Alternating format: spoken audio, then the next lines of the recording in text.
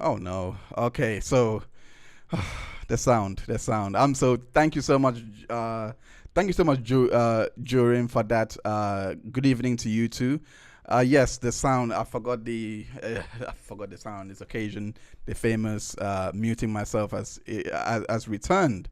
No, no, MLS. Thank you so much for tuning in. No, it's not you. It's definitely not you. It's me. I sometimes, I sometimes, yeah, I forget this. I forget this sometimes because the button is always. I always turn it off when I'm doing my recording when I'm screen recording. So I always forget to turn it back on after I turn it off. So I apologize. Sorry, I apologize for that error. But to go back to what I was saying earlier, we're looking into the story of Benihana because that story is very very interesting to me because it speaks to a lot of research that I've been doing in regards to false allegation, and in that research I found that there was a an I don't want to call it inexplicable, but it is explainable. It's a correlative link between false allegations and parental alienation, which we're gonna go into on today's stream. So before we get into the story of Benihana, we need to talk about what parental alienation actually is, because parental alienation is basically when one parent is basically telling things to whatever it might be, painting the other parent in a bad light, so that they can, in the hope, get them to basically not be with the other parents and be with them. That's essentially, according to me, what parental alienation essentially is.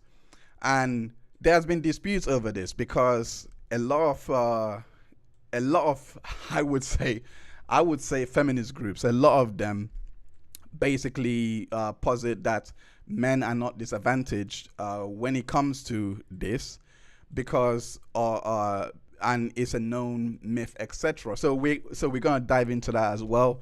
But I'm gonna go back to the chat again. Oh, okay. MLS. Thank. Oh, wow. I deal with parental alienation constantly in family law. Saying yes, yeah, and that was interesting because that's where it basically came from. That's basically that's basically where my research intersected to basically show kind of the origins of this. So yes, in terms of the family law, in terms of what goes on during divorces, etc., this is where these cases are very prevalent, and I was quite surprised to find that because I heard stories about it with the case of Ewan Griffith and Alice Evans, but I thought that was just it just happened there. But I knew that false allegations, at least occurred there, but I didn't know or understand the concept of parental alienation until much later. So I am extremely glad that MLS is here. So hopefully you can help me navigate this. If I go off somewhere, I'm pretty sure you'll be like, hey, no, that's not right. That's not right. So ignore the papers around me. I need to make notes as I'm going along. So basically, let me go back to the chat. Okay, Ari, thank you. Hola, mi niño. Hola tú también. I hope you are well, Ari. Thank you so much for tuning in. But yeah, Georgian, I once again, I do apologize for the technical difficulty at the start of this. So, I'll listen and hear you when necessary. I appreciate that. Well, I appreciate that. So, um, I'm gonna go. Let me just set this up. Let me just set up this Guardian article for you. Let me.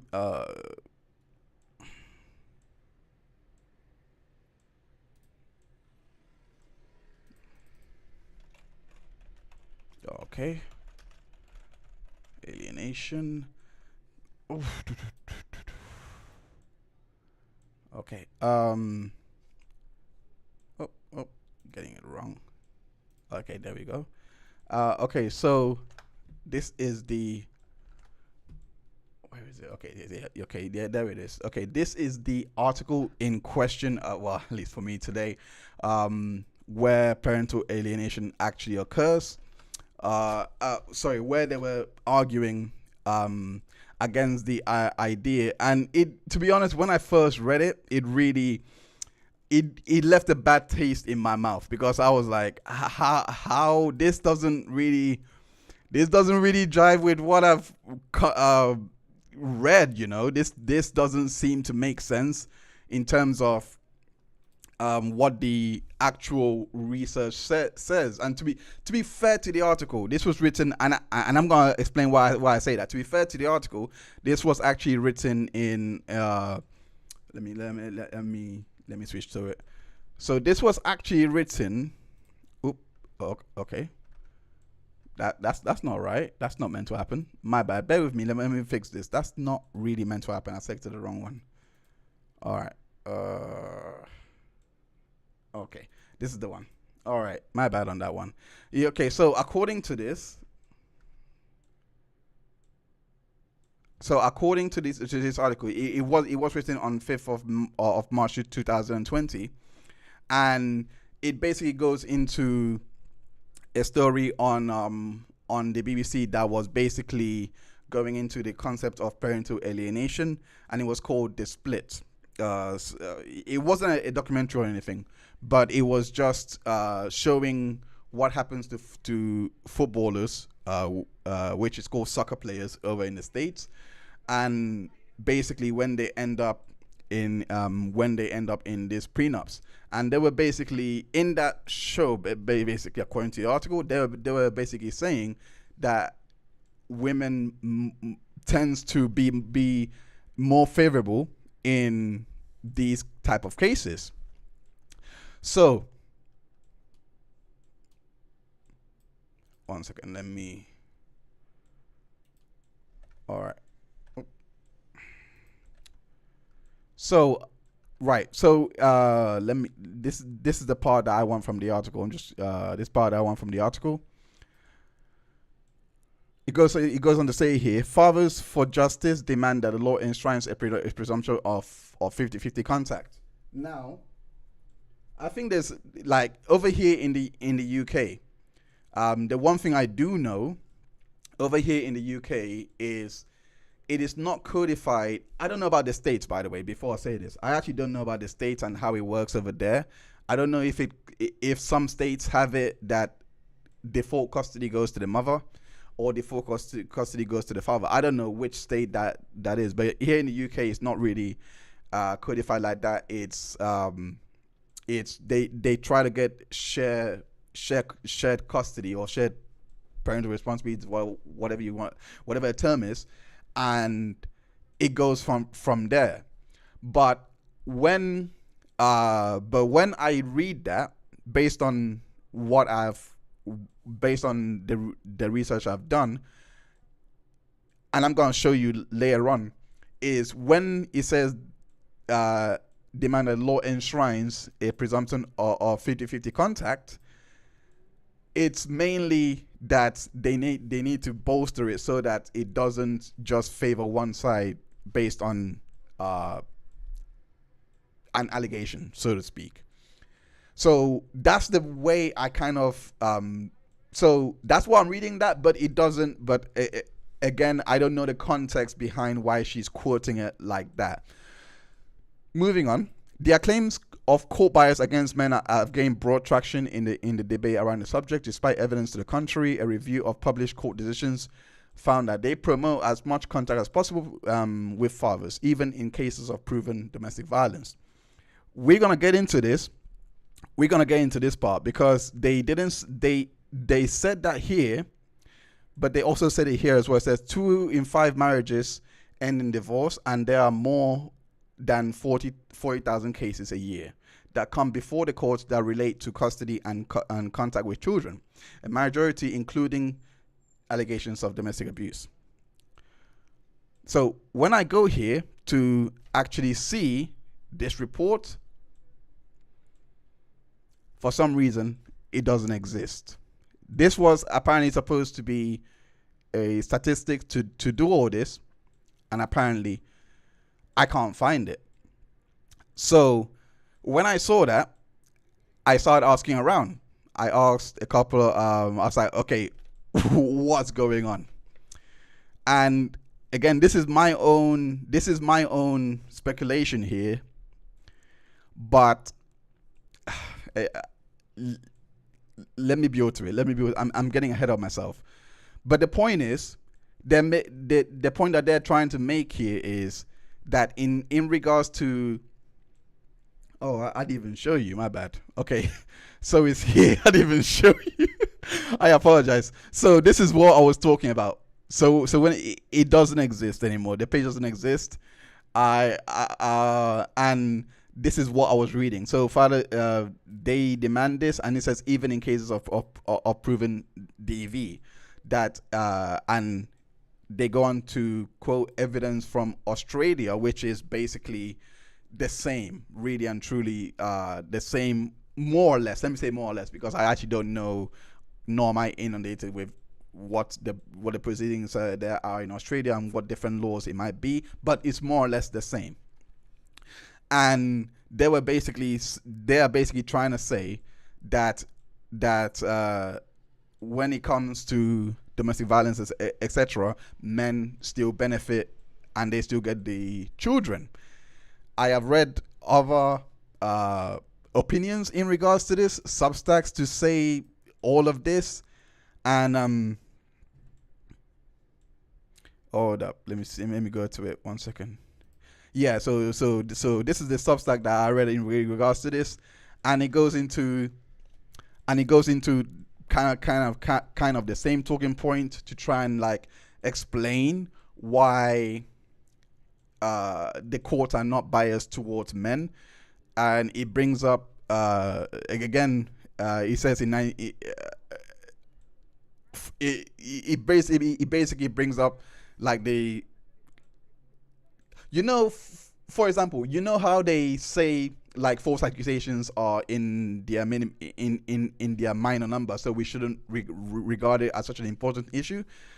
But for some reason, it's a big thing here that they highlight something that they actually quote themselves to be as 4% or 7% that they completely abandon their child. I have an interview coming up with someone who has been a victim of family court, who actually did do this, but the reasons are very nuanced.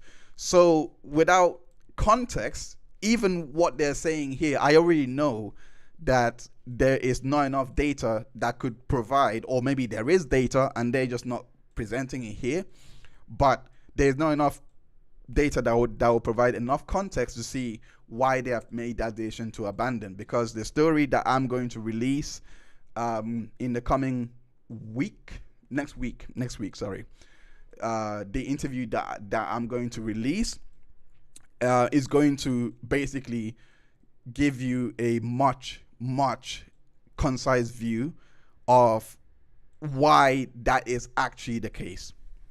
So let me just go to the chat really quickly and just say hi to everyone that's tuned in. Okay. MLS says most states have it in words, gender neutral. However, impact they tend to favor mother over the father historically.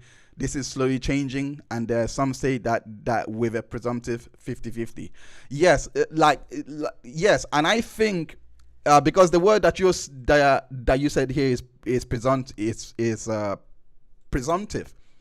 and that is very important, because when it's presumed, it means, and correct me if I'm wrong here, because it's just my own interpretation here, but it effectively means that they wouldn't need to do any kind of finding. First and foremost, it's they would go straight into that until something happens, like let's say an allegation is made. Now that's where my knowledge gap is. That's where I do have a knowledge gap, because I'm trying to think what would happen if someone was to allege abuse in a presumptive setting where it is actually codified as, you guys would have it. So I would love to know a bit of context with that, if possible. But yeah, thank you everyone that's tuned in. Fire Red, thank you so much for tuning in. Random Girl, thank you so much, Emily. I'm never gonna live this down. I am never ever gonna live this down. I am never ever gonna leave this down. I wrote down there, Mike. I wrote it down here. I will not forget it. I will never forget it. Oh gosh, I'm never gonna leave this down. My name should be changed to Dr. Elaine now. But yeah, so make sure that you hit that like button so that we can be on the algorithm. So Emily just said, the current state of affairs in most jurisdictions requires the parties to fight and argue why they are the better parent. In the other one is, and why the other one is the worst parents. That creates a situation where the parents are using the kids as weapons and tools. So I'm guessing the idea of presumptive custody kinds of eliminates that. Would I be right in assuming that? Let me know. So I'm gonna thank you so much, by the way, MLS, for that thorough breakdown, because like I said, it's like legally, I haven't looked into this legally. So the first part I've done is just to try and understand the link between abuse and parental alienation, why this correlation is actually here, what could be the possible motives, and based on the stories around that I've got, that I'm going to show you today on the stream, is going to be, at least I hope I can make it apparent to show why this is actually happening the way it is. So I'm going to go back into the article. So basically it's so basically it says, let me call apply. No, that I don't need this anymore. But basically that was that was I have so many up here. All right, 1 second. Let me get it up. Right. So this is a bit of the, yes, this is the one. So this was the data that was this was the data that was given by the Substack, that was basically showing that when it comes to parenting, this was the data onto 2010. The Substack was basically making the argument that that when it comes to parenting, that the dads don't want to be in that, and don't want to be involved, and they usually are the quickest to absolve responsibility from it. So it tries to say here that mothers tend to spend more time with the fathers.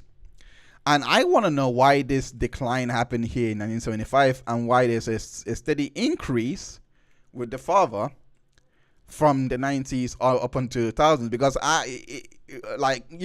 if any of you have done data here or anything to do with interpretation of data, this should give you an idea that this increase would tend to continue increasing over the years. I mean, it's limited to 2000, but based on this, another dip might come for the mothers, and there'll be more consistent increase for the fathers. I don't know. I haven't got any data to posit that, but it's only to 2000. So not that it's unreliable data. It's still valuable. It's not unreliable just because the dates are, the years. Like when collecting data like this, it can be very difficult to do it. But the reason why I wanted to go here is because her argument. Let me go back into the article again. Let me go back into the Substack. Okay. It says men who seek custody are more likely not to get it. Fathers who fight for custody typically even who suffer custody or custody, abusive fathers especially are especially successful. Again, put a pin on that. And 72% win their custody cases. In one study, found that both for half a study and a mother awarded sole custody 7% of the time. Again, put a pin on this. Again, the Substack is here. I'm gonna put everything in the description so that you guys can go see for yourself, especially including the video we're gonna watch today. But the part I wanted to get to was this part here, because this is why she was basically saying that this was the 27% completely abandoned their children after the divorce. So this was the part that the writer of the Substack was talking about. So it led me to so I went to read that, and this was the 27 that she says I believe is the, completely cut off contact and completely abandoned. And but ignores all of this, because it tells you here that, at least from what I read from all of these findings, that the parents are, at least the dad is there, that they are actually trying at that time frame to be part of their children's life. We always hear stories of parents, of the dad running away from the responsibilities, leaving, and those are true in some cases. I'm not here to basically say that never happens. I'm not here to basically say they're all being railroaded. I'm just basically here to say there's a lot more nuance to this, and calling it a fallacy, like we read in the Guardian article, for example, calling it a fallacy and saying that the idea that men are not disadvantaged in court and this and that is to me is kind of dangerous. It puts how do I put it? The understanding that we have, especially with the single mother household and the single father's household, and the disparity there, that doesn't jive with the data that with what they're trying to argue, that mothers win custody. So I'm gonna try and find let me get this up here so that I can show you the data in regards to single fathers and single mothers household. 1 second, let me go there. It says here, and this is up to date data. So it says here in let me go down here. Okay, so it says here 66% are married or in civil partnership, and this part here, it says a lone mother is 84%, with lone fathers at 16%. That doesn't make sense to what they're trying to argue, because you would think if the fathers are gaining sole custody of the children, but bear in mind that article is from 2022. I'll give them the benefit of the doubt. I mean, no, I'm actually not. That article was written on December 2022. I don't know, when was this released? No, that's the source. Where is it? Inspect? Is it inspect? I don't know when this was released. I doubt it will be December. Let me try and find it. 1 second. Families, this is 2022. Most likely would have been released a bit early on. But you can see the point I'm trying to make. If they are in a lone parent household, and it's like the loan fathers is 16%, that cannot make that doesn't mean that majority of women lose custody. Sorry, majority of men win custody. We just read in the article that what was written there, that more men win custody than women. That just doesn't make sense here. And I think that's all I need. So so there was so now there was a study that was done in 2024, like literally recently, that basically dispelled that fallacy that was it basically went into and completely destroyed the premise that men are not disadvantaged in the courts, that even the abusive men continue to get custody. So it completely dismantled that, and we're gonna go right into that. So, but before we do that, I just want to check in on the chat and see how you guys are doing. Random Girl says, honestly, if the children best interest is considered by both parties, it's not difficult. People are a double snakes hoes though. I look, I actually don't know what this is like. I actually don't know. I've never really, like I said, I've never really explored this. I have been told by a lot of lawyers that it's a wild, wild west in divorce court, and most people that go into family law, they don't want to do it. Like, they don't actually want to do it. So I would take their word for it.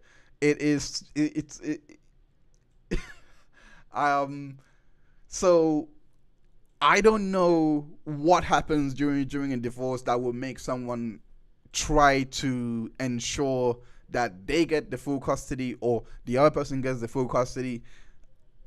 It could be separation anxiety, it could be whatever. I actually don't know why that happens. And but yeah, so let me just go into, make sure you hit that like button, by the way, it will really help us out. Let me just go into the research, because it's Associate Professor Jennifer Arman has received national award for the new paper. So this new research, I just want to this new research right here, this new research from flipping heck, no, it's, what university was it? It was in Ohio State, I believe. One second. But basically, it says the paper which was published in Children and Youth Services Review in December 2023 took a data analysis approach. Can you see that? Oh wait, no, you can't see that. My bad. Okay, you can't see my highlight. Okay, sorry, my bad. Okay, here it is. My bad. Okay, so it says the paper which was published in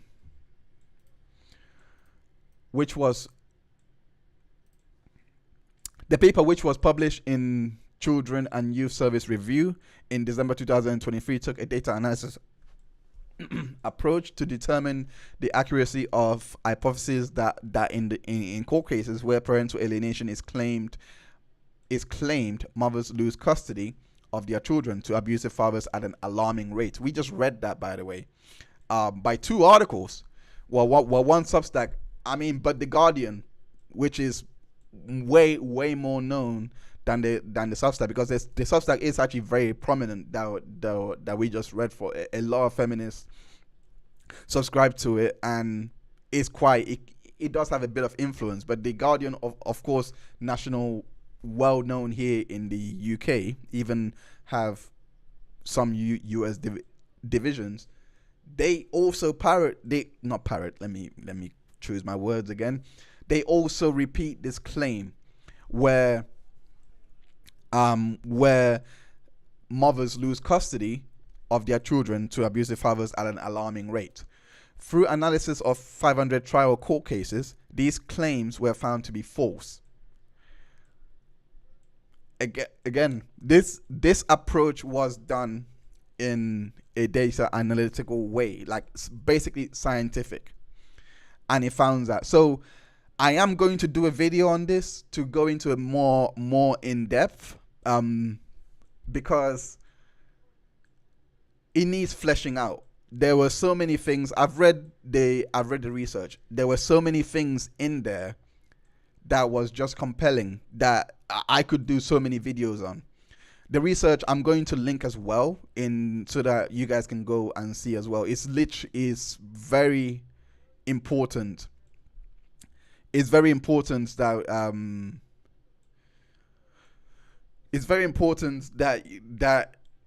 you guys see the numbers for yourself, because this idea that men are not disadvantaged when it comes to custody battles, etc., is, in my opinion, is a misnomer, just based on the little research that I've done. I'm like, wait a minute, that's not what this is saying, or that's not. This is kind of what you're writing here. It has to be a spin, because I've spoken to so many people in here that I just can't agree with you.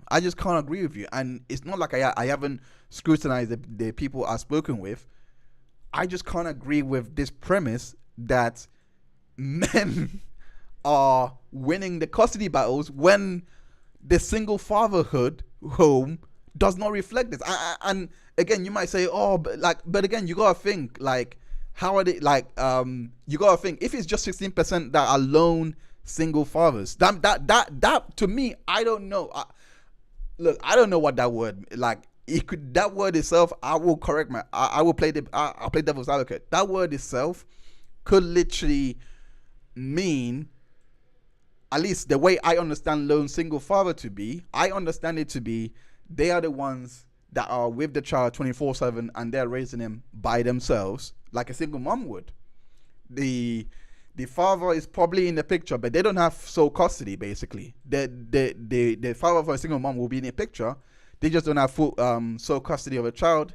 They have a shared custody, and the mother would be the primary one that is taking care of it. So based on that understanding of what I know about single mothers, and again, they are single mothers, I've been here, so I have that understanding, but I could be wrong in terms of how the academics understand the stat I just read.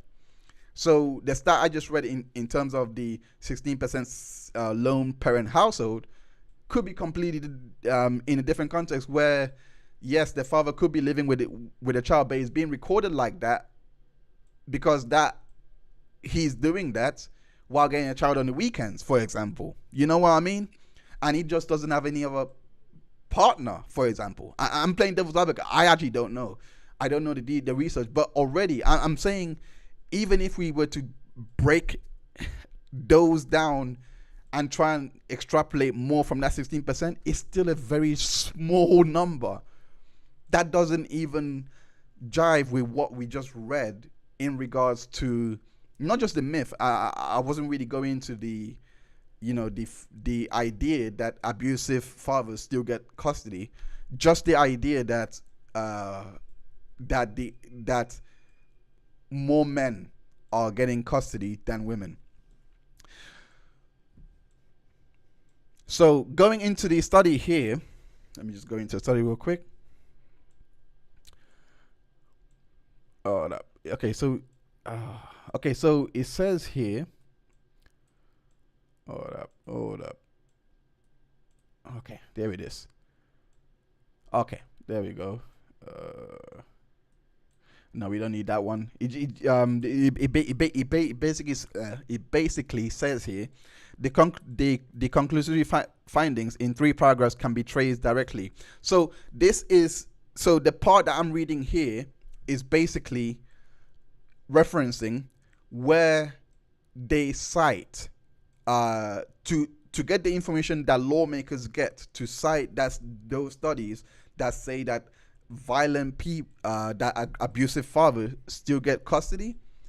They basically cite these articles, and that's what I'm reading right now. That they basically cite here that the findings in these 3 paragraphs, and the 3 paragraphs is here, and is basically these are what is given to the lawmakers to basically pass bills through, at least in the U.S. context and the Canadian context as well, because the studies, the samples that was done for this particular study was in Canada, which I think has a very similar legal system to the UK. Very similar. It's not the same, obviously, I don't think, but it's quite similar in terms of judge presiding over the things blah blah blah. So, but basically they were basically citing this this study, and this study is noted here that it was an unreviewed study without a literature review that was published in an Internet Archive University paper series, and this was in a 2019 paper, by the way. So it's quite recent. Likewise, a randomly selected sample of divorcing mothers in the U.S. county found it more likely for mothers to receive sole custody of their children if they made an allegation of abuse against their father, against their father, than if no allegations were made. So the idea already, like, it's already proven, it's already being given to you here on a platter, and it's quoting somebody else. 2022, Ogoski et al. 2022. That, again, this is why I really want to do a standalone video on this, because the reason why I wanted to do this live and do it in a live format here was just to like scratch. I actually thought that was it when I saw the story of Benihana, which I'm going to use this stream to basically show you, to basically kind of run side by side of what we're reading here with these studies. When I first came across that story, I actually thought that was it. The first part where the daughter was saying he was a deadbeat dad, and he responded and said he was not. I thought that was it, but he went on to explain more about what he went through in the hands of his ex-wife, and that's what really spun this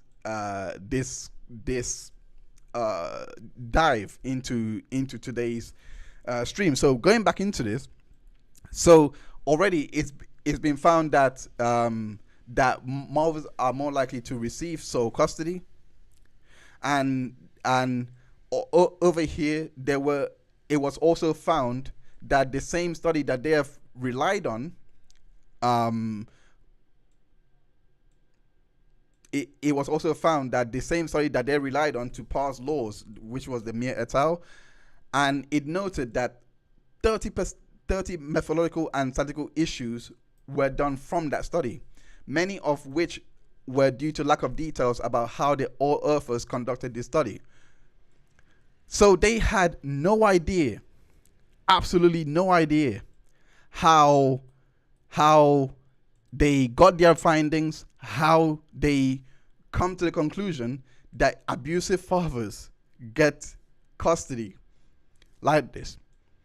And on top of that, they were looking at appellate cases, not cases from the trial court where you can find the facts and everything like that, but appellate cases. And they have posted here, it says that there are limitations because appellate reports typically provide less detailed insights into the facts of the case. And it's obvious why, because they're dealing with I think for anyone that, that knows or follows lordship, etc., they would know that anything that goes to the appellate level is basically to do with subject of the law, not of the facts. Though you can also present unless, I don't know, maybe if you want to argue evidence or something like that, it shouldn't be allowed. Maybe I don't know, but you don't get you don't get that info basically. And here it says the greater the number of unsubstantiated allegations of abuse that the mother makes, the more likely it is for the father to have a decrease in parenting time and custody. All of these things were found, especially here. It says the study sample was purposely selected to have equal proportions of mothers and fathers who were found to or alleged to have alienated their children from their other parent. So it was basically to skew the numbers and make it seem like it's equal, just like we read on the Guardian article, which was what the Guardian article was referring to.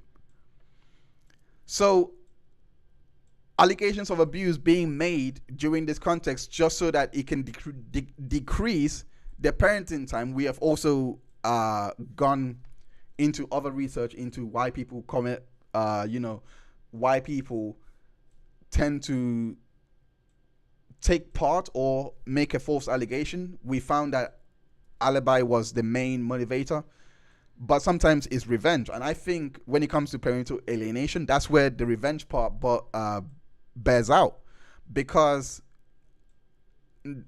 yeah, like that's the only way I can think that you're trying to, well, I mean, there is personal gain as well, but in terms of revenge, that's the only way that I think you're trying to get one over on your partner. To, like, when your partner has done nothing wrong and there's nothing to substantiate his wrongdoing, you then make an like that. To me, that's revenge play. But again, because in family court, at least from what I know,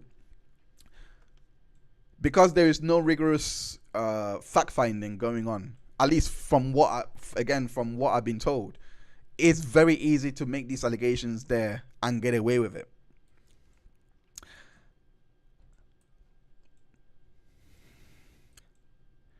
And this is the part that I wanted from the article. And it says here, parental alienating behaviors intended to make the child believe,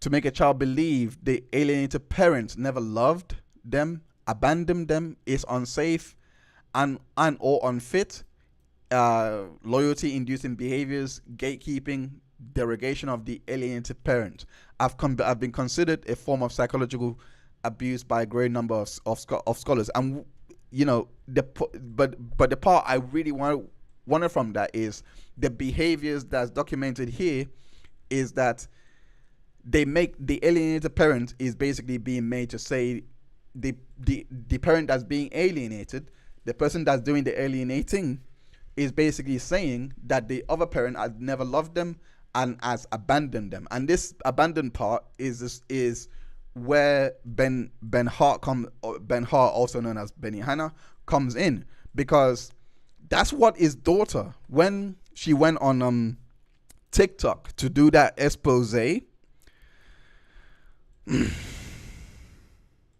when she went on TikTok to basically do that expose in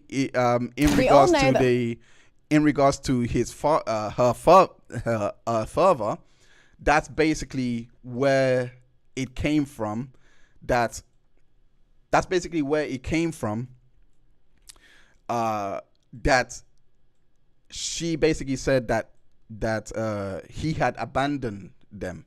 So we're gonna basically go into that right now. Let me just set the stream up 1 second. Sorry, set the video up. I don't know why I said stream. Let me just set the video up. It's got a little bit of ad going on right now. So while that ad is going on, I'm just gonna I just want to say to everyone to make sure that you hit that like button. Also share this stream. Those little things right there is very beneficial for the channel. It would really help increase the visibility of this stream. And also, if you're enjoying the stream, please let me know in the chat box below. And yeah, like how are you feeling in regards to this case, and you know, and the parental alienation as a whole? What do you know about parental alienation as a whole? But yeah, let me know. So going into the chat, Random Girl says, during my divorce, my children's happiness was the most important, and it should be. I think it should be like that. I do think most parents. I don't know. I don't have any experience. I don't have any experience at all on knowing what actually goes on during these times. So I cannot necessarily say with full confidence that of people's motivations behind it. For example, I can only rely on data, etc. that's provided. But that to one side though, I can at least make an educated assumption that when this divorce happens, that most parents, on average, they would go into it hoping for the best for the child, and they will go into it thinking at least this child should get the best of us. At least that's what I'm thinking. I have no idea if that's the case, I have no idea what goes on once it's crunch time. But I tend to believe, I would hope to believe that they just want to be like, we don't like each other, that's fine. You moved on, I moved on. But I want the child to be Monday to Friday, or Monday to Wednesday, or Monday to Thursday, whatever days that they think is favorable, and you have him the weekend, or vice versa. And they take, some of them actually may be that understanding, you know, they may be that flexible, or I have no idea. I've never been in that scenario where, but I would assume in an ideal world, it's okay, we are done now. What can we do? What do you want? What do I want? Okay, that's what you want. Let's go on the table. Okay, let's iron it out. I'll make it sound so easy, but I don't, based on what I've heard, I don't think it's that easy. I don't think it's like that at all. But yeah. Random girl says, I understand how ego can get in the way, but I chose the person I procreate with. Felt the same way I did. I think that's a fair comment. And I think that's a fair comment, because I do think, I want to give people the benefit of the doubt, because I do think by and large, a majority of us do have that reflection to a level to at least recognize that we did choose this partner at one point, and we may hate them for a period of time, but they, at one point, we did think that they were a reflection of us. Do I hate myself? No. So why am I gonna make this difficult? I don't know. I have no idea. Take a work call. Thank you. Yeah, sure. I'm looking forward to having you back. Hopefully, you would explain a bit more of some of the things I may have missed on here. But yeah, to all those that are tuning in right now, thank you so much, by the way, for for tuning in. Let me go into, let me share this. I did not get ready. So we're gonna go right into okay, so let me share this with you. All right, so it's here. Right, so this is the video, and it details basically his background and why it happened the way it did. So this is the okay, let's hear what he has to say. And tens of millions of views across all social media platforms. On TikTok, that bear with me, just another ad. I need to get YouTube Premium for this. True. This video got 8 million views just on TikTok, and tens of millions of views across all social media platforms. Then Madi went up with an even more negative second video. I know my dad posted like a 10-minute video or whatever being like, you know, my daughter's lying, we have a great relationship, I have a great relationship with all my kids. That's just objectively not true. Like, guys, we're all freaking out about I'm a sucker for words. She said that's subjectively not true. What happened to objectively? Which one? Like, when I hear subjectively, it was already red flag county for me. But continuing on. This in my family group chat right now, we're being like, he's so unhinged and delusional. We don't know if he actually believes his own narrative or if he's lying on purpose, but he's just like a weird guy. Yeah, he said he lived down the street from us. That's not true. Or like, if he did, it was only for a few months maybe, but I don't want to get into this. Like, again, like my video was basically like sanitizing the situation and like poking fun at the lightest parts of that childhood trauma. But obviously in real life, it was a lot more like complicated and traumatic, and it was really hard. He left us, immediately married another woman. We didn't hear from him for years. And then he would visit every few months and we'd go out to dinner, but like he truly had no hand in raising us at all. Some money growing up, I honestly don't know the nitty gritty of the financial situation. I really, really don't. Bottom line is this guy was a completely absent father. And this story blew up all over the internet and the media. Okay, so that's a little bit of the that's a little bit of the background in regards to this, because again, she went on social media to say that he was deadbeat away from all of them, and he just basically played her. He just, as you can see, he was showing receipts of how he was involved, and there were so many things that this guy was doing to basically try and be part of their life, and we're gonna get into that, because we're gonna get into why these guys, why they actually divorced, and why both parents chose, what happened during that divorce, basically, according to Ben. And of course, I just want to disclaim, everything here is from Ben's point of view. There is no other person outside the daughter that's offering their take. I haven't seen anything from the daughter, to be honest, since he has been sharing everything that has happened between her and the mom.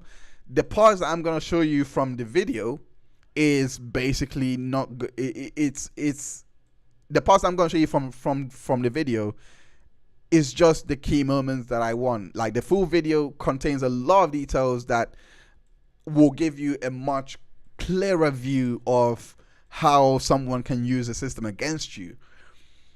And I mean, even during this story, he even revealed that when he tried to contact one of the other daughters, not Madi, just the other Madi's the one that went onto TikTok. But when he was trying to contact the other daughter, forgot the name of it. I forgot the name of it. I forgot her name. I'm not gonna try and guess. But she basically said that she just doesn't want to speak with him because of everything that's going on online.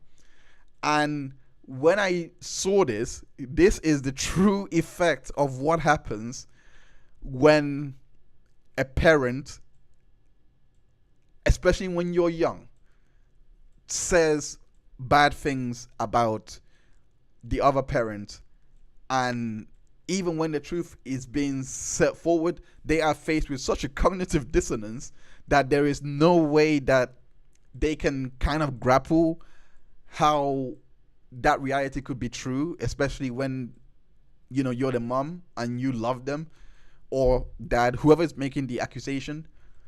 They cannot believe that. It's such a. I can imagine it being such an internal conflict to try and reconcile everything that you've believed you've known all your life, and it turns out to be a complete fabrication. So we're gonna hear a bit more into what happened during the divorce. So I'm just gonna let him speak.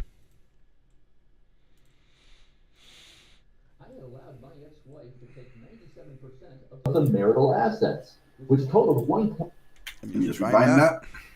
Allowed my ex-wife to take 97% of the marital assets, which totaled $1.7 million for her. I left myself with $72,000, which was quickly consumed by lawyers. Inexplicably, I had also agreed to give my ex-wife an additional $100,000 in cash above and beyond the marital assets that we had. So my ex-wife was supposed to get $1.8 million, but I was only able to come up with $1.7 million. I was $100,000 short. The reason I was $100,000 short was my ex had destroyed my business by issuing subpoenas and deposition requests to my clients. She thought there was more hidden money and more hidden income out there for her to find. Now, my clients did not want to be part of a nasty divorce litigation, so they ran for the tall grass and ghosted me. My clients were gone, and my income was gone. So then my ex and her legal team filed what's called a show cause petition with the court. So as we've heard there, not only wow, and I mean wow, not only did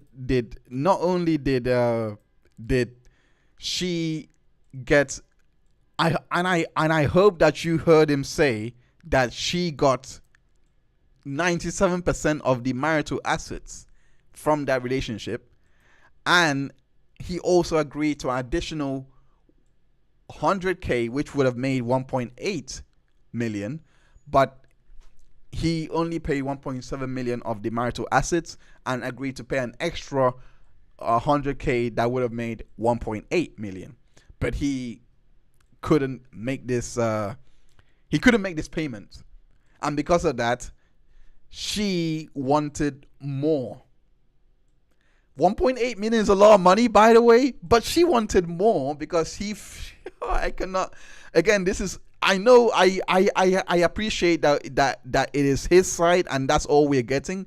But come on. I mean, like it's wild to hear already to actually hear that despite getting X amount, despite getting all of that cash, basically, that you could still decide to go for more and more and more. So, and I just to go back to also where the daughter said that, you know, she didn't know anything about the money. I have seen a couple of comments from people to say that she would have absolutely knew, which I think that's unfair. I actually think that she likely would not have known about the money situation because, again, I don't, like the money, because that's when the dad revealed and was showing receipts to do with the divorce and all of those things in previous videos before this one, because this one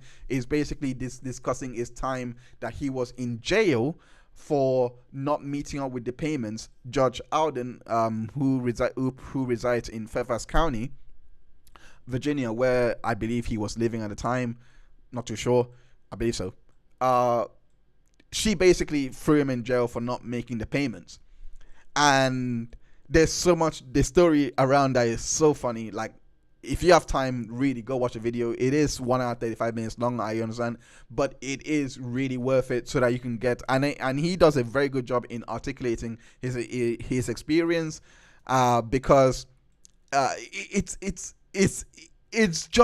gives you such a detailed snapshot about the reality of what goes on in this case, because he actually thought, remember, he gave him 1.8 million. He actually thought this is enough. He thought this is enough. I'm not gonna try and get 50-50. I'm not gonna try and, because usually this is what draws out the custody battles, because of the financial splits, and they usually can't agree on a certain percentage, and you know, all of these things, and then allegations come in, blah blah, on top of the obviously children part. But he was like, no, just have it. I just want to be done with this and move on, because he did meet another woman immediately. And this is why I said earlier, this is likely revenge, because she must not have liked the, I'm speculating, I know, but she must not have liked the idea that he moved on before she did. Because she has moved on now, as we are going to learn in the next part of this. So so yeah, let me just go back to the chat and see how you guys are doing. That was a long walk. That was welcome back anyway. Welcome back. You haven't missed much. We just went through the data and research in regards to parental alienation, and even in the research it does show that when it comes, it didn't, well, when you read further into the study, it will expand more on false allegations and its relationship with parental alienation, but the part that I wanted from that research again was where basically it was established that it was that usually, let me just go back to the research and just read it quickly. Oh, that's not right. That's not right. Let me just quickly go back to the research. Just want to quickly see it.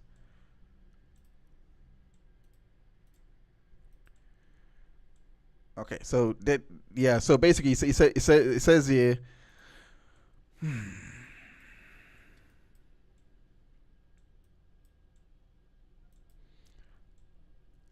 parental alienating behaviors intended to make a child believe that the alienated parent never loved them. So the parent that they're trying to alienate from never loved them, abandoned them, is unsafe and or unfit. Abandon them is what was basically happening here with the story of Ben Hart, basically. So let me just go back to the chat here. Random girl says we definitely didn't have anything like that amount of money. Of course, I don't know about you, but if someone, maybe men think that men do think, maybe men think differently and approach this differently. But if my ex-wife was offering me 97% of the assets, I am like, thank you. In fact, maybe why not go lower? Offer me 80. I'm fine with 80. I'm content with 80. Give me 80. You don't have to pay extra. To have something for yourself. I don't know about you, but that's the first thing I'll be doing. But she was aiming for more, and that just baffled me from the jump when I first heard that story. That just baffled me from the jump. But yeah, I'm gonna go. But before I go back into the video, make sure that you like this video. If also the interview with Nate the lawyer is also out on the channel, you can go check that out. That interview is out now. You can go check that out after this stream. I just wanted to give that a little bit of a shameless plug. I spoke to Nate the lawyer, Nate, in regards to Deb v. Heard, and we basically had a very productive conversation in which he took me through defamation, forum shopping. Not just that, he also we spoke about how hard it is to even get a case to go, and this is not civil, by the way, it's criminal. Like how many cases actually make it to court, how many are prosecuted and people actually getting justice.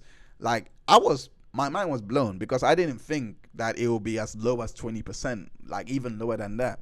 As he said, I need to form a cup as well. So if you want something to do with your day, if you're looking for something productive, definitely check out that interview. It's very informative.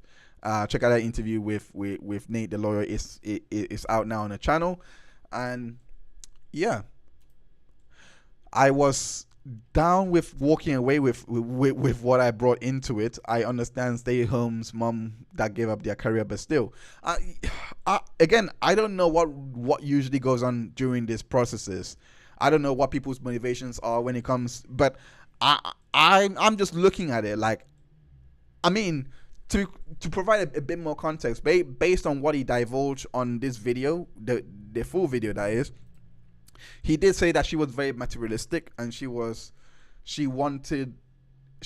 wanted grand things. So it doesn't strike me as odd that she would also try and get more from the divorce. That does not strike me as odd. But what strikes me as odd is you already had everything. He was already giving you everything.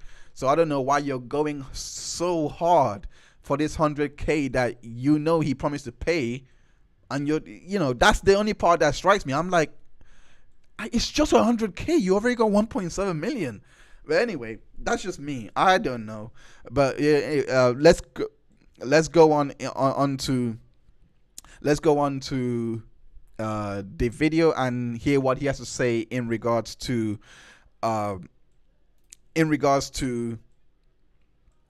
why she was making these allegations to the daughter against him. Against you and continues to try to destroy all you put in, also poisoned your daughters against you and continues to try to destroy your livelihood even today, 19 years after your divorce. And even though your ex got remarried in 2012, what might her current husband think of all this? Might this behavior by my ex-wife, his current wife, cause a bit of nervousness on his part? So basically, I just basically went there to show that she has remarried, and basically she has basically remarried, and is still speaking ill about him till this very day. I don't wish this on on anyone, to be honest. Not even my worst enemy. I really don't. I wish for everyone that goes through any form of divorce. Well, I don't know. There's only one form of divorce. Anyone that goes through divorce, I should say, I wish that they go through it smoothly and amicably, because again, I wouldn't wish this on my enemy. So remember when he was talking about the custody and all of, sorry, not custody, the financial amount that he was gonna, there was questions whether how legitimate that claim was. So he went on to the internet to kind of course, show the receipts in regards to this. So let's just watch him do that right now. Videos. Many of you were asking, why would I give my ex 97% of the family assets at the end of the marriage in 2004? He has the receipts. So he has always been paying and always been involved with the children's life, one way or the other. This one is showing his financial involvement. The previous one was showing his emotional involvement, which was basically being there and being active. It's funny that remember the earlier stats that we went through to show the parental involvement. It's actually kind of funny because he kind of fits that statistic that even though despite the separation, he will still be that top 1% to try and that top from the study that that we read that I don't want to go back into it, but you know what I mean. He will still be very active one way or the other, and he has shown that. So again, it goes back to the idea that for some reason it's a fallacy, and to be honest, that is damaging, because this, and I'm gonna do more videos to show why this is a very ugly problem. There are some cases that I've found that I do want to go into more detail to show how bad this issue really is. I know I mentioned Alice Evans and Ian Griffith. I don't think I say his name properly. He's Welsh. I don't know. I don't think I say his name properly. But that case right there it's also quintessential parental alienation. Let's go back to the video. Totaling about $1.8 million, and then leave myself with just $72,000, which was quickly consumed by lawyers. And why would I agree to pay my ex $18,000 per month in alimony and support, which was later reduced to $12,000 per month after extensive litigation? And why would I agree to pay child support until each kid turns 22 years old? And these are all very good questions. Is it legal? Oh, Lord. Okay. MLS, if possible, please, sir, if you're still here and if you can, would you ever advise a client to give 100%? My mic? What's wrong with my mic? Oh, okay. You're probably just tuning in. Would you ever advise? Anyway, let me know what I was saying. MLS, would you ever advise your client during a divorce to give more than 50%? Let's say 90%. Would you ever advise them to give that much to their partner? Let me know. Lisa Fortestack, sorry. Thank you so much for tuning in. My mic is my mic, I did have mic issues at the start, but it should be fixed now. Hopefully you're well. Thank you so much for tuning into this show. And again, it just sounds, MLS says no, never. It just sounds insane to me. It sounds insane to me how, I mean, why he would think this was a good, I mean, I morally, I don't agree with it. Like, but obviously this guy, I think to be fair to him, in the story, he does go on to actually say, what did he say? I don't want to misquote him. is in regards to because he thought if he was being nice about the whole situation, it would go away.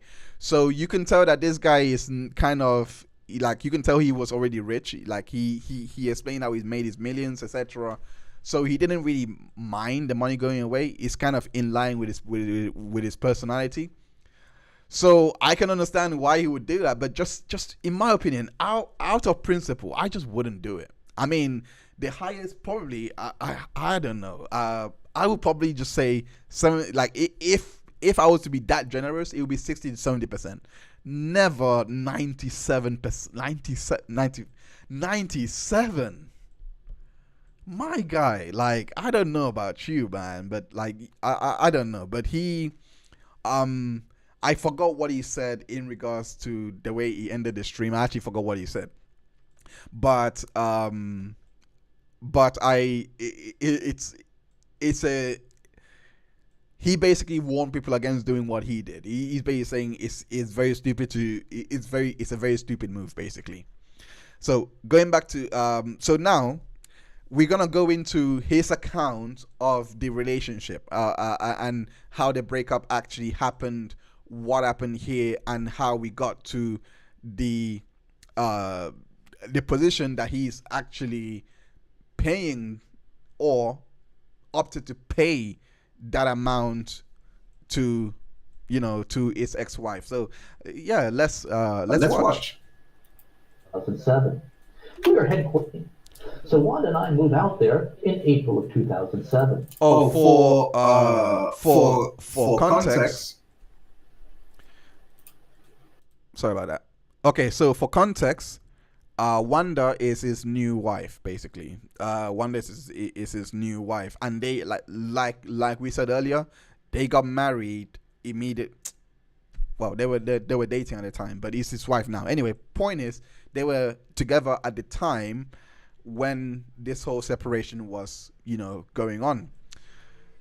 Personally, as well, and this is my own part, I don't think it's a good idea to even be with somebody else when you're going through a divorce. I just think if you are with somebody else, not legal advice or anything like that, whatever, hashtag whatever. It's not his advice. It's just my own personal take.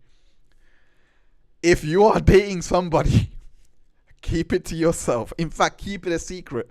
Keep it far away. You don't know how people. I'm always paranoid. I'm always. It's not helping because of my mental health history that you guys do know if you know me. But I am very. I don't want to use that word because it's so charged. But I am very antsy. I have already said it. But I can be paranoid. I can be paranoid in regards to this, and I always take the safest route all the time.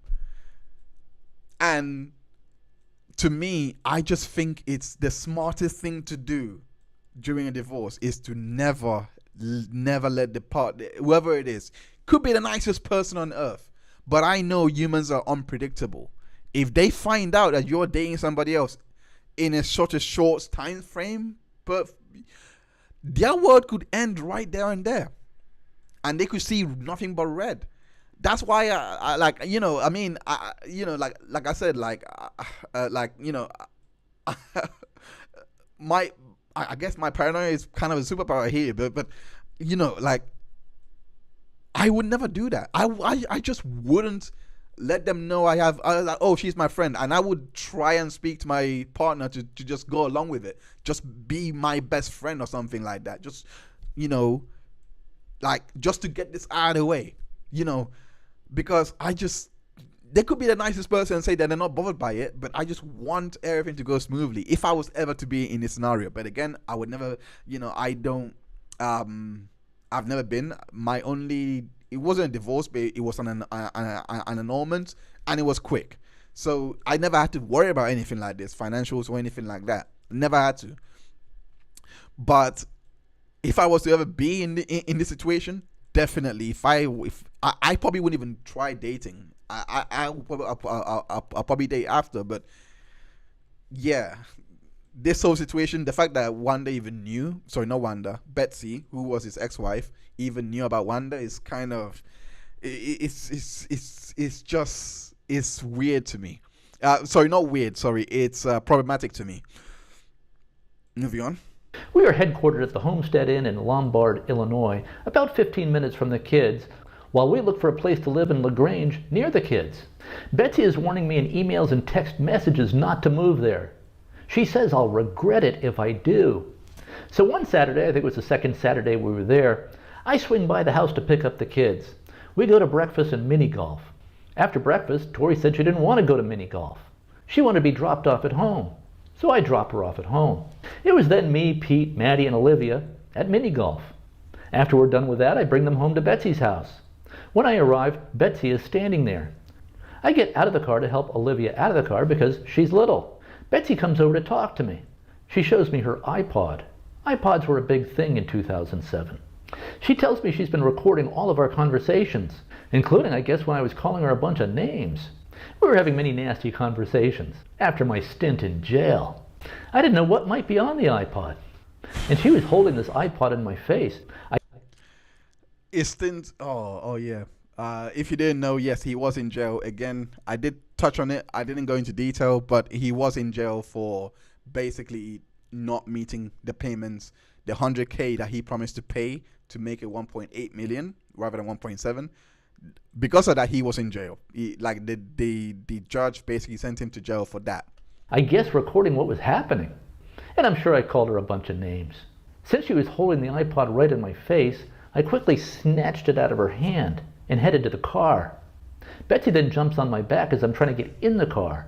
I shake her off, but she dives into the car after me and is sprawled across my lap trying to get the iPod. I push her out of the car as I'm taking off. I throw the iPod out the window on my way back to the homestead. I was told by my lawyer later that this was a big mistake because surreptitious recording of a conversation is a crime in Illinois. I also think it was I don't know. Like I said, I'm very paranoid because I also think it was even a big mistake if she was jumping on you at this point and jumping on your back, and of course you push her. Like, I don't know. I'm the type of person, if you jump on my back, the highest I would do is, I'm not gonna like fall backwards or anything like that, but it will be like wrestle them off with my upper body or whatever, and hopefully they will flail off. Pushing or anything like that, I try to avoid. No, like I said, I'm very paranoid. I'm very paranoid. I always think I'm gonna get in trouble if I do this. There are so many different scenarios in my head that pops up that I'm like, no way, I'm not doing this. I know I can do this. I know I can, it will, if you try anything with me, you will have to, like, legally, you would have to, I'll probably get outmaneuvered, but I would do everything possible to minimize any risk to myself as possible. Meanwhile, Betsy goes to the police and files a domestic violence charge against me.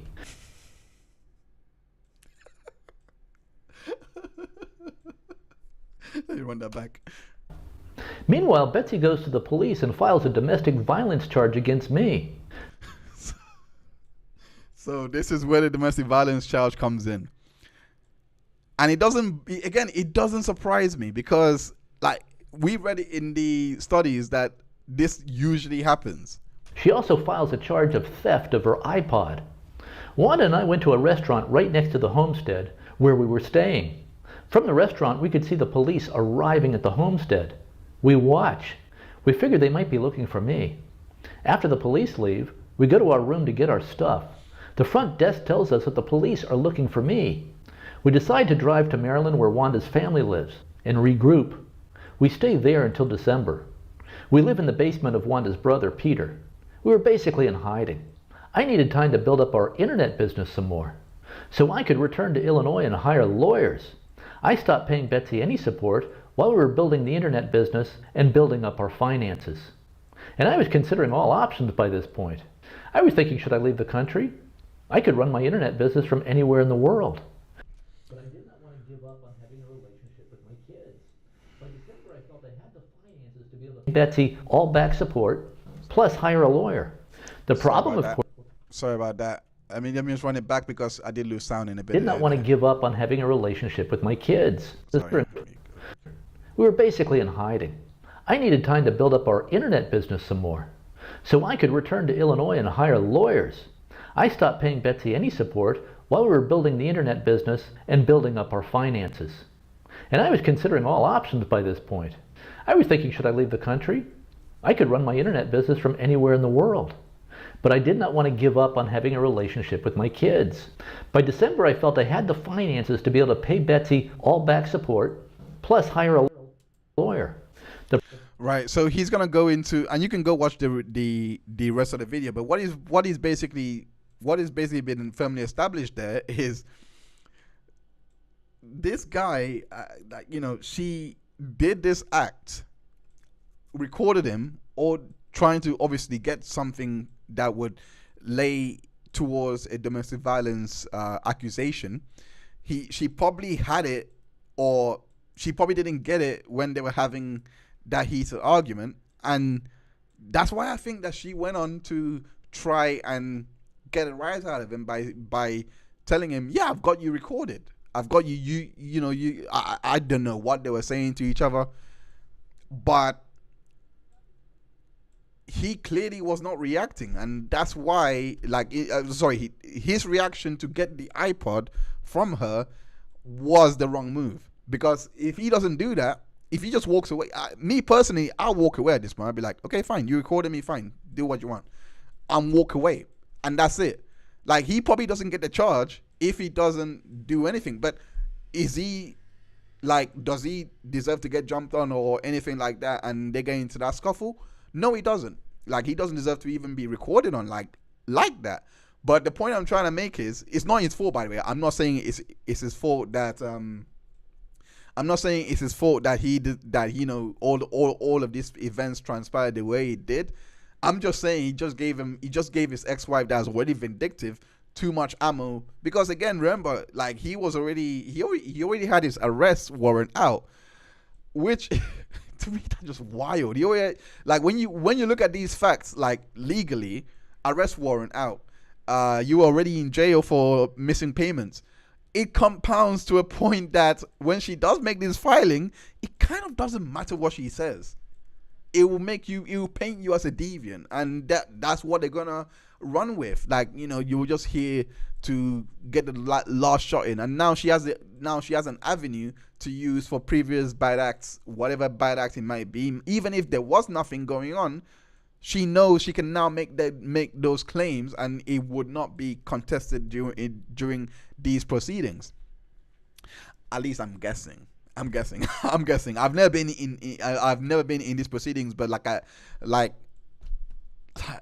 I'm just reading the research to say that says that that a lot of the claims that are made in this court, and even people, even lawyers telling me that they're not contested, they're not scrutinized the way that it would in a criminal trial, for example.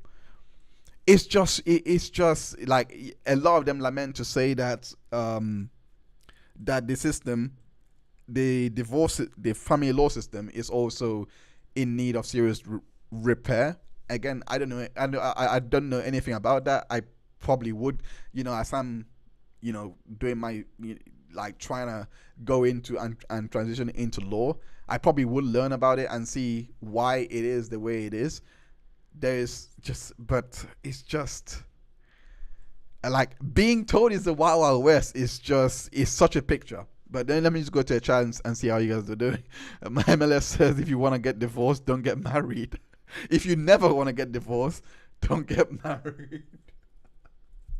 To be honest, at least in the UK, I actually like the UK for this, because they have civil partnership. It's not like a marriage, but it's like a contract. So I do know, I haven't read it up since in forever, since uni. But I do know that if you decide to go for a civil partnership, when you go through that process of the dissolution of that contract, it is a lot more straightforward. I don't know. I imagine it would be. I have no idea. But I imagine it would be a lot more straightforward, because a lot of the details that you would need for that partnership would be ironed out from the start. But I don't know. I haven't looked into it for such a long time, so I can't really speak much on it.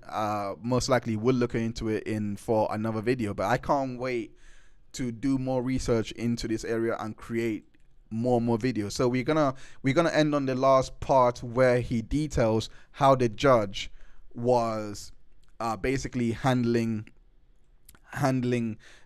his case before basically being sent to prison. So one last time, make sure that you hit the like button, and also don't forget, and of course, don't forget to share this stream and subscribe to the channel if you want to see more streams like this, and to get notifications for whatever releases I have coming up. I have a lot that is being released on the channel this month, so yeah, definitely stick around, because I have been going through quite a bit. I'll be very honest, from the new year to now, and it's finally I'll talk about it on another hindsight stream. But once again, I everyone that are members of the channel and have been patient, since the new year, and still having memberships, and even without content, I really do appreciate every single one of you, because I know how annoying that is, to be promised extra exclusive content and not receive it for such a long time. And I will explain myself, I will talk about what has been going on behind the scenes in another stream. But I just want to take this moment to say thank you so much for being ever so patient, and there is a lot more there is definitely a lot more content coming on the channel that you guys would enjoy. So let's end this stream, this show, with this. I was spending about $5,000 a month on Google ads to generate students and maxing out my credit cards. And remember, the metric was that it was taking about 45 days to turn a profit on the Google AdWords spend. People would sign up for a cost of $1 for the first month's trial membership. This would then become $38 per month if they stuck with the program. And students could cancel at any time. Later, this business became a pretty huge success, generating about $100,000 per month in gross sales, or about $50,000 per month in profit. But it was only generating about $10,000 per month by that point, with about $5,000 per month going to Google ads. To say that Judge Alden was unimpressed with my startup internet business is an understatement, to an extreme. And Betsy was in the courtroom with her lawyers. Wanda was also in the courtroom, seated toward the back where she would not be noticed much. Instead of maxing out my credit cards and spending every cent I could find on Google ads, Judge Alden thought I should be sending that money to Betsy. The problem with that is, I would have no business and no income if I did that. I would therefore not be able to pay Betsy the $100,000 lump sum that I owed her, or the $12,000 per month in support. With no business and no steady source of income, Betsy would get zero. And I explained all this to Judge Alden. I said realistically it would probably take me 6 months before I could pay Betsy this $100,000, plus keep up the $12,000 per month in payments, all while also building my internet business. It requires money to build a business. But Judge Alden just kept asking me the same question over and over again. Mr. Hart, what is your plan for paying Mrs. Hart the $100,000 you owe her? And my answer was always some variation of this. Your Honor, I will pay Betsy the $100,000 I owe her as soon as I possibly can. And then I'd explain that Betsy destroyed my ad agency by sending subpoenas to all of my clients. I am now building a new business that's working, an online marketing education business. But it needs about 6 more months to build up. Again, Judge Alden would ask, Mr. Hart, what's your plan for paying Mrs. Hart the $100,000 you owe her? And I would come back with essentially the same answer. Okay, so that's I don't know. Maybe MLS can fill me in. Is that that literally what happens in court? Like when it comes to like these divorce dispute and what pays what and what pays who? Because according to his story in regards to this judge, apparently the warden and the people the professionals, the staff that was working at the prison that he was in, apparently she is a real hard double snakes, a real stickler basically. So I don't know if this is her or are they that unreasonable? Like that is because when I heard that, I'm like, oh my gosh, MLS is that's very common. Ouch. That is so to read. Damn. God. So that is the reality that you're facing when you are in one of these predicament. And to be honest, like I said, I would recommend everyone to go watch this particular video because it, like I said, it gives you such a snapshot of what goes on during all this. I didn't know it was that common. I actually thought, okay, he just didn't like this judge. Then it must have been the judge issue because of the fact that so many people are saying bad things about her. So it must have been just her bias. But I didn't know it was common. It was common like that. Remember, you're talking to someone who is a government employee who has never owned their own business and has no idea what it takes. That's you. I have had to call business economists as expert witnesses before to explain these things to the court. I didn't even know that. Oh, you are the government.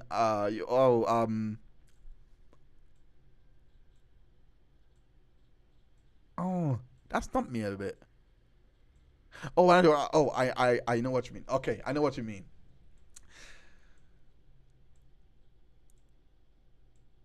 Oh, I know what you mean. You're not talking about you. You're talking about the judge. Oh, okay. I thought you were talking about you for a second. You're talking about the judge. Yes. Yes. A government employee would. Yes. Okay. Brain circulating. Brain going now. Yes. When you put it like that, yes. Yes, they're not going to get the nuances of, yes, that's true. They're not going to get the nuances of what it takes to actually build this up. They're not going to get the fact that he's not just going to go and apply for a judge, They're not just going to apply for a job and just get the money just like that they have to build it back up. The court, the judge is a government employee that has never run their own business. Okay. Thank you so much for clearing that up. Thank you. I don't know why I didn't think. I don't know why. I've always maybe it's because I've always pictured the profession as self-employed or something like that. So, but now I'm guessing for judges it's not like that. It's more so for lawyers who are working for firms that may register as self-employed, etc. So just to recap on everything today, basically, he has, based on the part that we watched earlier in regards to him remarrying, despite her remarrying, etc. If you didn't hear it, basically she had been telling the children. Let me just go to it real quick, just to basically. 1 second, let me just go to it real quick. It's time to wake people up to. Damn it. Daughters against you and continues. Okay, so let's go back to this quickly, and I'm would definitely close up against this. Business had you put in jail with help from an insane feminist judge named Leslie Alden. Also poisoned your daughters against you and continues to try to destroy your livelihood even today. The poison your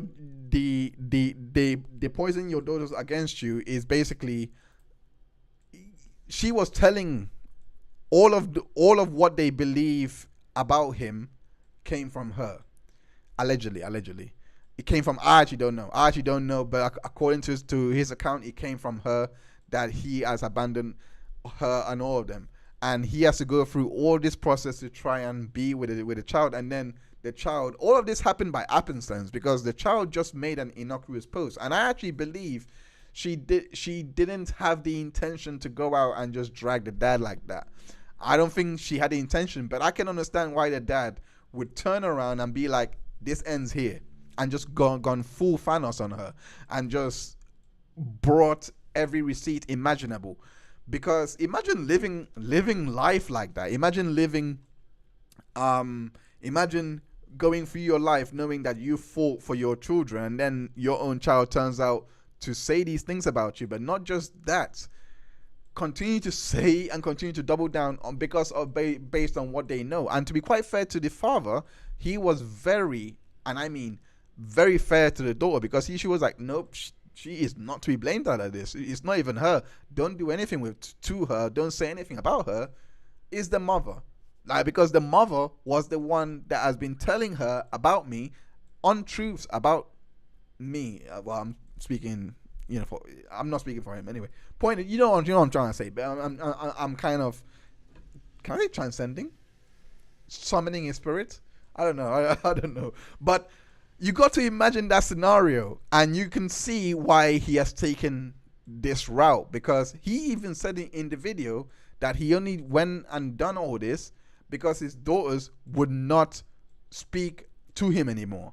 Only his son spoke with him. Only his son is speaking with him, and that's because his son has always wanted to stay out of it, because his son, according to him, always knew what was going on, and he just didn't want to be a part of it, but has always shown him support from the background.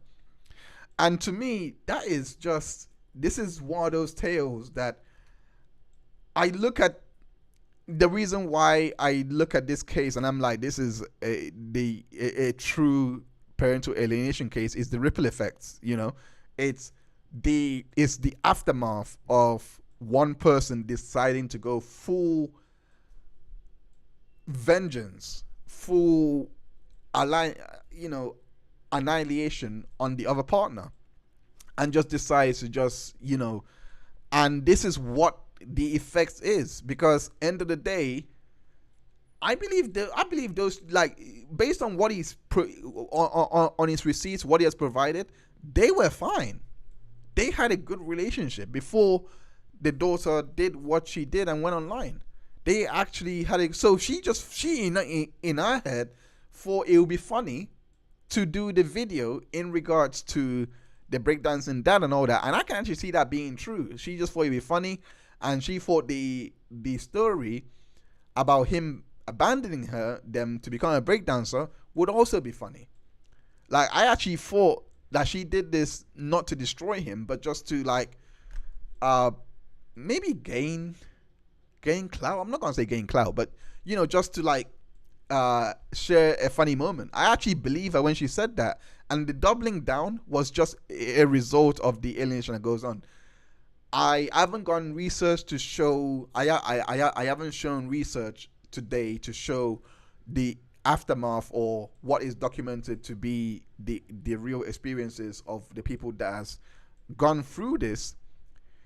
And I aim to bring that out in future videos. I do want to explore this a lot more, but today I just wanted to scratch the surface. I just wanted to really look at this case and just kind of give you a rough idea that not only do you have this guy that's fighting against the system, but the media is working hand in hand to tell you that, listen, men are there is no that the divorce courts are favorable to men and favorable to them egregiously. And you have seen on this stream that we have dispelled that completely with research, up-to-date research that literally came out last month. And I gotta give shout out to Phil Mitchell, who you not that Phil Mitchell if you watch EastEnders, but to Phil Mitchell, who does a lot of work in regards to counseling men and boys. He sent me the research, and I'm really happy that he put me on that, because that research is vital. And I can't wait to just put it on blast in literally every investigation that I'm doing on this channel going on to do with parental alienation, false accusation, and domestic abuse. I'm just gonna go to the chat one more time to before I close down the stream. MLS says, think about Zachary Anderson in the city police interview. What his daughter had to say was a perfect example of parental alienation. I need to finish this. I am almost done with. I am literally almost done with the case. I actually stopped on day 4. So I don't think I've heard this testimony yet because they were still trying to go through. Who was the last person I listened to? I think it was the mother of the deceased. So I listened to her, and I think that's when I stopped. And I haven't been back since because I just had to get all this work out of the way. But I am well over the line in terms of editing the interviews that I've got coming out this week and next week.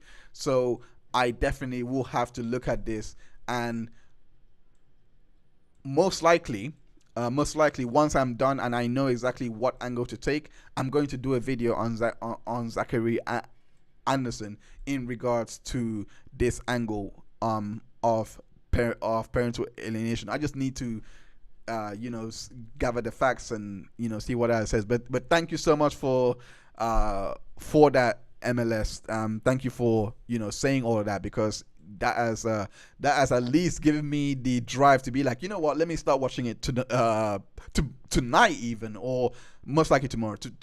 Tonight after this, I'm gonna go to bed. I'm really it's like I don't stay up past, well, I'm trying not to stay up past 11 o'clock now. I'm trying, but yeah, I appreciate every single one of you for tuning in. Thank you so much, MLS, for providing your insight and your your background, your knowledge in dealing with cases like this in the chat. I really appreciate you for tuning in today. Thank you so much, Random Girl, for tuning in. Alice Evans definitely is a problem. I'm gonna look into that case a bit more. Thank you so much also to Joel Jin for also tuning in, and Fire Red as well. Hopefully on the next episode, I just want to say right here, on the next episode of Hindsight, just a quick announcements here. I'm going to be going into deposition because the documents are now out in regards to Deb v. Heard. I'm going to go into the deposition of Adam Warman and a couple more people, and basically just see what they have to say in regards to that.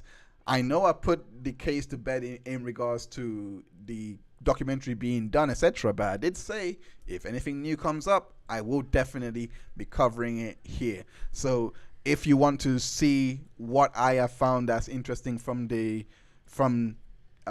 these depositions that have been released, yeah, definitely tune in for that stream. I'll be looking at that all weekend, be reading those deposition transcripts. They're not that long, to be honest.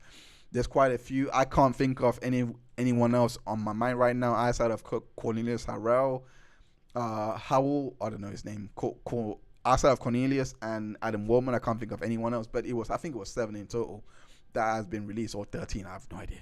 But I'm definitely going to be going through it on here next week on Hindsight, on the next Hindsight episode. So let me just close out on that one. Thank you again for tuning in. Hindsight is 2020. Hindsight is 2020, but foresight is 50-50. So definitely take care of yourself.